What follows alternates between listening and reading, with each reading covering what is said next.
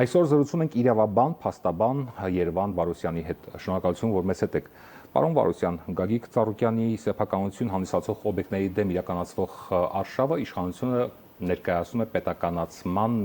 շղարշի տակ կամ պետականացման լոզունգներով։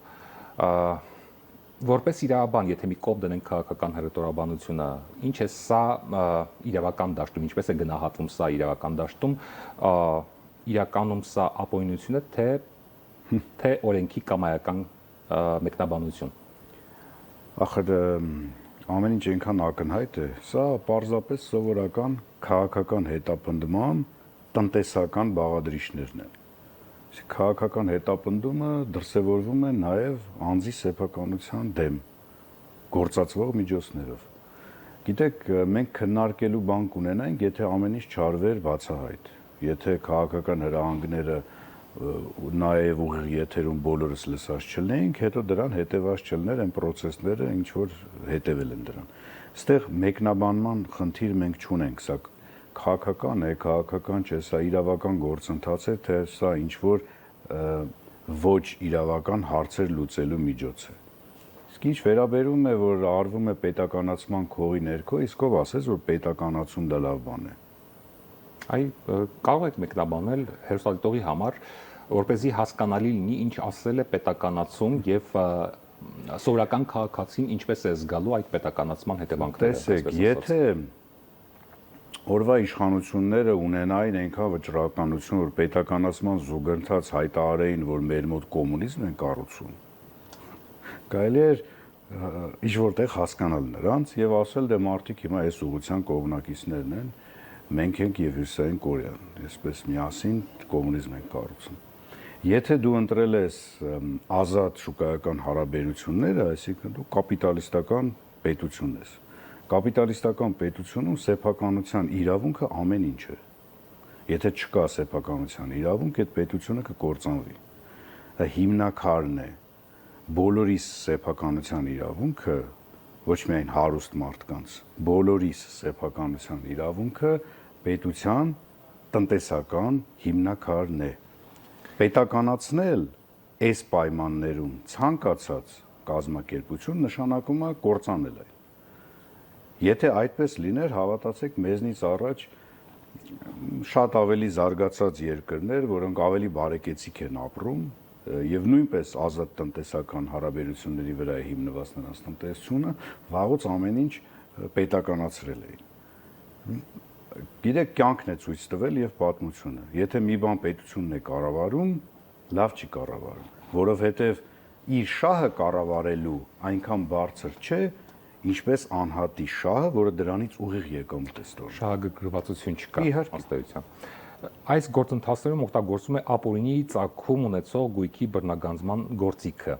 Ինչպես է ստացվում, որ տասնամյակներ շարունակ, ասենք, օրինական գործող, հազարավոր աշխատատեղեր ունեցող, միլիարդավոր հարկեր մուծող բիզնեսին հանկարծ համարում են ապօրինի եւ կարող են վերցնել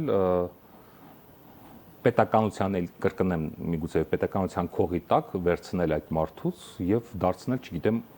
ումը ով է լինելու դրա սեփականատերը, ինչպես է այն տնօրինելու, դուք նշեցիք, որ դա լավագույնս իր լավագույնս ժողովրդի չի ամեն դեպքում շահագործվելու։ Սա արդյոք սահմանադրության խախտում չէ, անձի հենց սեփականության իրավունքի խախտում։ Իմ խորին համոզմամբ առհասարակ այդ ապօրինի գույքի, այսպես ասած, գործընթացները բռնագանձման ամբողջությամբ հակասահմանադրական են։ Հայաստանում երբեք տնտեսական խաղի կանոններ այնպիսին, ինչպիսին հիմա այդ օրենքն է պահանջում, չեն եղել։ Մենք բոլորս ապրել ենք այն օրենքներով, որոնք եղել են։ Հիմա մեզ ասում են, չէ, անկախ նրանից դուք ինչ խաղի կանոններով եք, մեկը 1000 դրամ վաստակել, մեկը $100,000 վաստակել։ Հիմա մենք խաղի կանոններ ենք նշմարել, որոնց դուք պիտի համապատասխանեք։ Ու եթե չեք համապատասխանում, ձեր բոլորի գույքը ապօրինի է։ Այն ուղղությունները, այն օրենքը, ինչով որ իրենք առաջնորդվում են, դա ապօրինի կոչելով, չկա, հավատացնում եմ ձեզ, մարդ Հայաստանում ու կապ չունի գույքի քանակը, ում այդ պրոցեսով անցկացնեն ուսումնասիրությունները ու չասեն, որ քո գույքը ապօրինի է։ Սա ուղղակի հրճակում են հրճակելու համար։ Այսինքն տասնամյակներ հնարավոր է օգտագործել գույքը,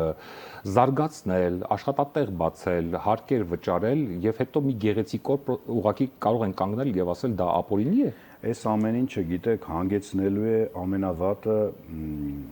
հարվածելու է բոլորիս։ Հայաստանի Հանրապետության բոլոր յուրաքանչյուր քաղաքացի այս գործընթացից տուժելու է։ Ոչ մեկը երաշխավորված չենք այսինքն։ Ոչ միայն չենք շահելու։ Չէ, տեսեք, չեմ ասում որ կգան մի օր մեզ էլ կհարցնեն։ Թողան հարցնեն, ոչինչ, արդեն սովորել ենք ամեն ինչին, հարցը դա չի։ Բայց պիտի մենք մի բան ֆիքսենք։ Երբ որ գնում է սեփականության վերաբաշխման process, կամ գնում է սեփականության խլման process, կամ գնում է գործարարներին ճնշելու process, դրանից ոչ միայն ոչ մի քաղաքացի չի շահելու, որովհետև ոչ մեկ չի ասելու, այս հիմա բաժանեցինք շարիկովի նման եւ եկեք միասին վայելենք։ Նախ դա չի լինի վայելել, ելի եմ ասում, որովհետև ընդհանուր սեփականությունը դա մեռած սեփականություն է, բայց տուժելու ենք բոլորս ինչու, որովհետև պատկերացրեք, հարցին նայեք Հայաստանում ներդրում անել ցանկացողի աչքով կամ նայեք մարդու աչքով, որը Հայաստանում տնտեսական գործունեություն է իրականացնում, ընդ որում ոչ մի կապ չունի այսօրվա իշխանությունների հետ, լավ հարաբերությունների մեջ է գտնվում թե վատ։ Նայում է, ինչ է տեսնում։ Տեսնում է, որ 1 վայրկյանում կարող են հարձակվել պետական ամբողջ ապարատով եւ սկսել գույքի խլման process։ Ասում է լավ, եթե այս երկրում նման բան հնարավոր է, ես հո գիժեմ, ինչ եմ, փողս բերեմ, ներդնեմ այս պետության մեջ։ Կամ այսօր ես իշխանության հետ լավ եմ, ինձ չեն կպնում, բայց ով է երաշխավորված, որ վաղը չեն կպնի, կամ այս իշխանությունն է հավերժ։ Հաջորդ իշխանությունը գալու է, նույն process-ը ամենացավալին սա է։ Եթե մի վատ process պետությունում մարսվում է, դառնում է սովորական բան այդ երկրի համար։ Նախադեպային։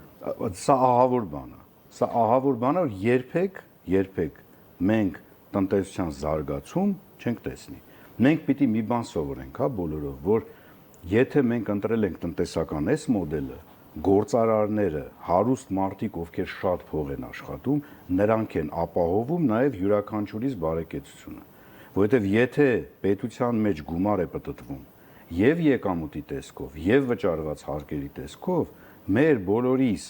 մեր փոքր եկամուտը այդ ամեն ինչի մի մասն է։ Եթե այդ գումարները չգեներացվեն պետության մեջ, պետությունը ուղղակի փող չի ունենա։ Իսկ հիմա ամեն ինչ արվում է,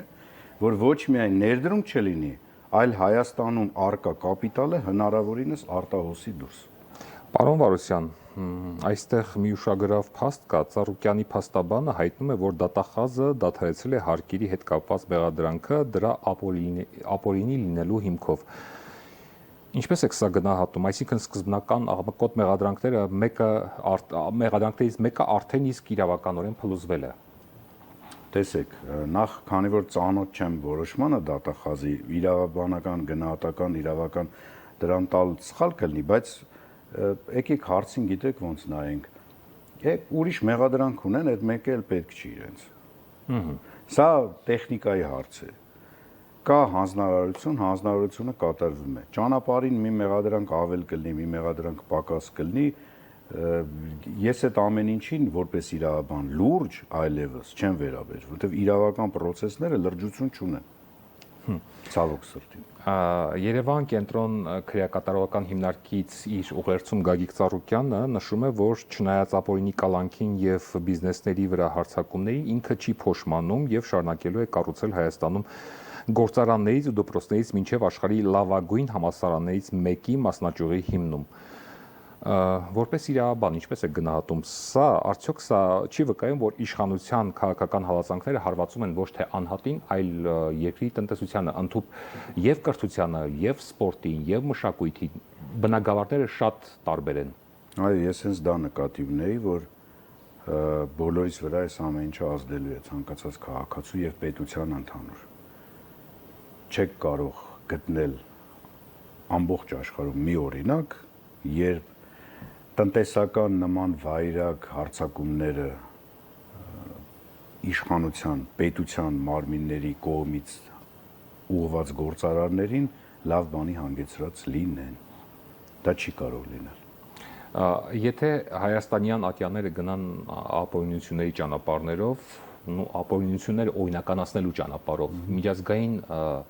ատյաներում, արբիտրաժներում, միեդում Հայաստանի վնասը որքան մեծ կարող է լինել, ինչ եք կարծում։ Ես կարծում եմ, որ կոնկրետ գործընթացը, որը մենք հիմա քննարկում ենք, այսինքն Ծառուկյանին պատկանող գույքերի հետ կապված եւ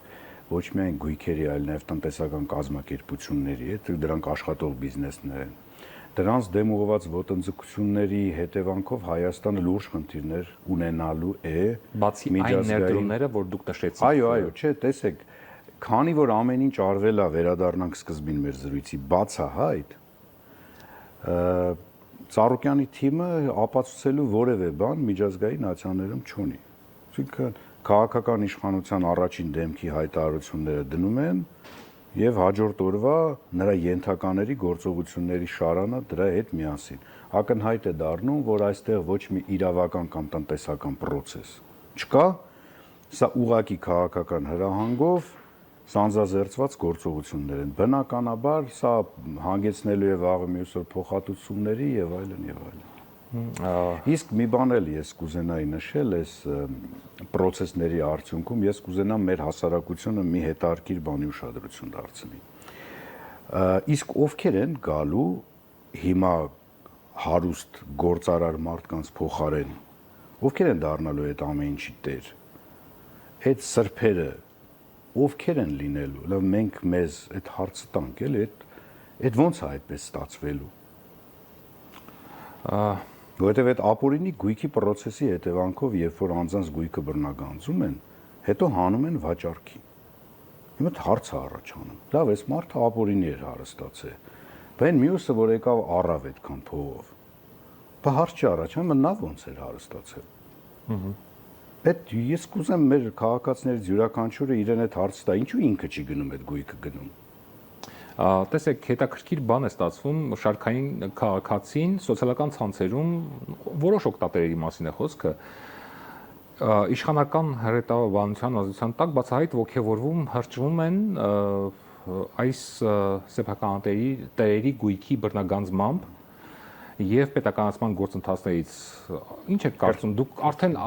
ակնարկեցիք այդ մասին քիչ թե շատ խոսեցիք բայց արդարացված է արդյոք այդ քաղաքացիների հարճվանքը միգուցե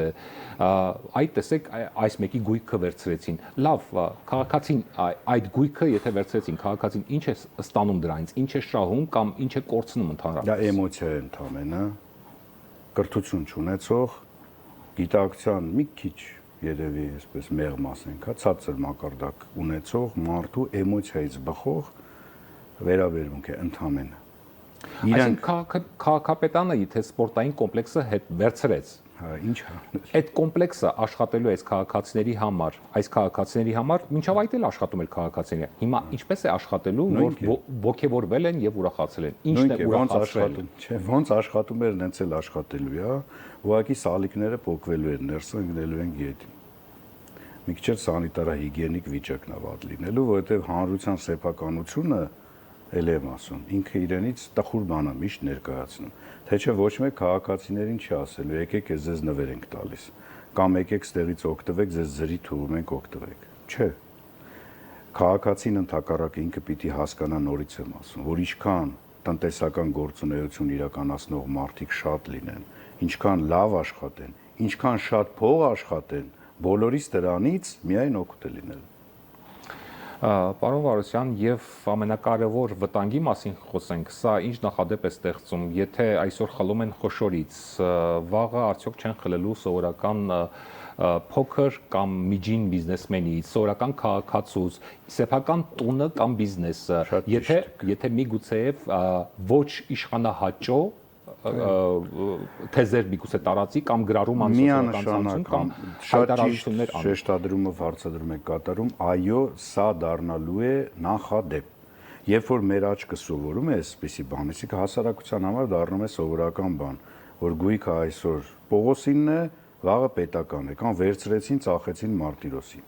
Եթե սա դառնում է սովորական բան ու քաղաքացին իրավական առումով իր գույքը, իր սեփականությունը պաշտպանելու հնարավորությունից զրկվում է, այո, սա կամաց հանգեցնելու է նրան, որ եթե պետական որևէ կառույցի դուրս չգա օրինակ մեր զրույցը, կարան գան հանգիստ մեր սեփականությունը, ես մեքենայով եմ եկել հիմա,